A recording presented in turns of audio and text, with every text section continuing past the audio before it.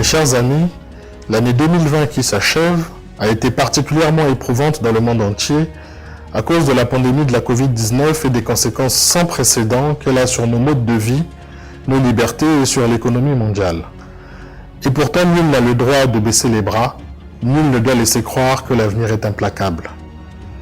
Dans les moments durs que nous vivons avec leur lot de doutes et d'incertitudes, les citoyens que nous sommes avons le devoir de nous retrouver afin de tracer ensemble un chemin porteur d'espoir, chemin par lequel se construira l'avenir.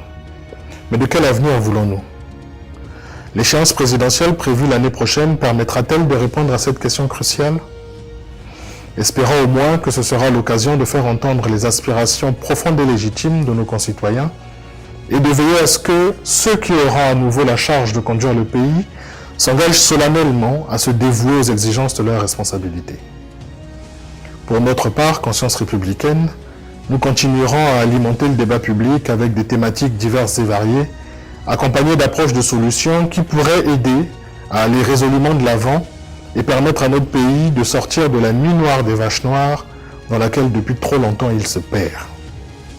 À titre d'illustration, très prochainement, nous traiterons de la question du drame silencieux que vivent les veuves dans notre pays et pendant la période électorale, nous ferons un certain nombre de propositions sur les enjeux majeurs d'aujourd'hui et de demain qui pourraient aiguiller les candidats à la présidentielle. Je ne saurais terminer mon propos sans avoir une pensée pour toutes celles et ceux qui se sentent parfois laissés pour compte, mais qui malgré tout font preuve d'une résilience incroyable. Je pense aux acteurs évoluant dans les secteurs les plus touchés par la pandémie, particulièrement aux artisans, au monde de la culture, au monde de la nuit.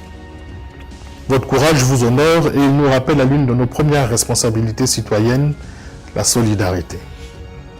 J'ai aussi une pensée pour la jeunesse congolaise, qui, en dépit des turpitudes qui rythment son quotidien, refuse de perdre espoir.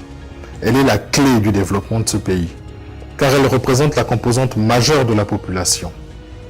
Tant de bras valides, tant de potentiel, tant d'énergie et d'esprit vif sont une chance inestimable pour le Congo si les problématiques autour de la jeunesse sont mises au cœur des priorités de notre société.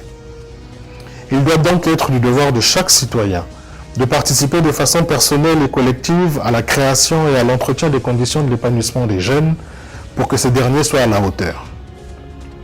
Bien évidemment, la même invitation est faite au pouvoir public, aux forces vives de la nation et aux jeunes eux-mêmes. À ces derniers, j'aimerais aussi dire qu'avoir pour ambition de remplacer les élites vieillissantes afin qu'advienne son propre règne n'est pas la panacée. Car la gestion de la chose publique n'est pas dévolue à une génération ou à une catégorie de personnes, mais à celles et ceux qui brûlent d'une passion pour le progrès de la collectivité tout entière. Maintenant que 2020 va laisser place à 2021, nous devons intégrer le fait que le monde a changé, ce qui implique de nouvelles situations et exige une approche novatrice avec, je l'espère, plus d'intelligence, de sagesse et de pragmatisme.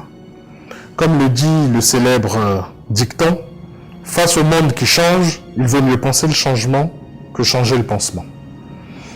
Bien que des espoirs réels soient suscités dans la lutte contre la Covid-19, grâce à la découverte de plusieurs vaccins dont l'efficacité semble être de bon augure, le respect scrupuleux des mesures barrières ainsi que le port conforme du masque de protection demeurent de rigueur pour nous protéger et protéger les autres. Enfin, je tiens à rendre hommage à nos illustres disparus, arrachés à notre affection durant l'année écoulée. Que leurs âmes reposent en paix. Il ne me reste plus alors qu'à vous souhaiter, au nom de Conscience républicaine et en mon nom propre, une bonne et heureuse année 2021, avec pour chacun d'entre vous et vos familles mes vœux les meilleurs.